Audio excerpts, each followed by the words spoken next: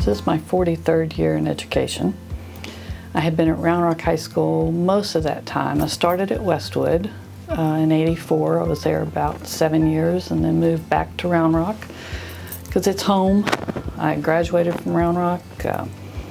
My parents did. I've got kids that graduated from here. I'll have 3 grandkids here next year and then more to come. I was a little mischievous in high school. That's all I'm going to say. I was always in trouble before I got home. So when I came back as a teacher, there was a typing teacher here. She told somebody, she goes, "I can't believe they're letting her be a teacher in this school."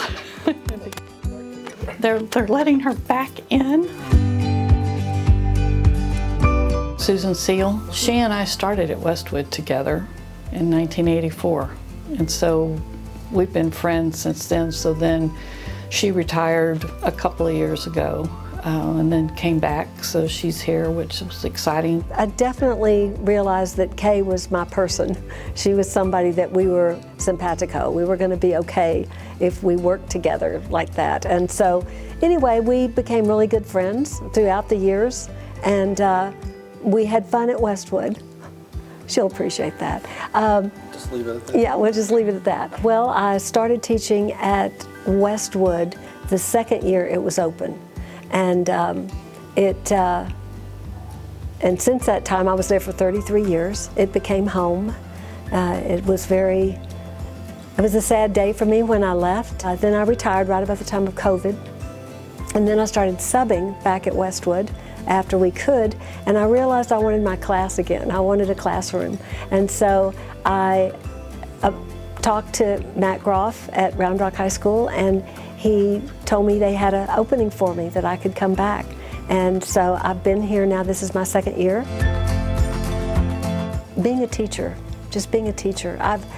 The notes that my students have written me throughout the years I keep, and I recently went back and saw a bunch of them, and they just inspire you all over again.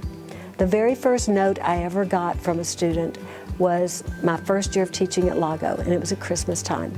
And this student sent me a Christmas card, and at the end of it she said something to the effect of, "You'll never know how much you have taught me besides biology."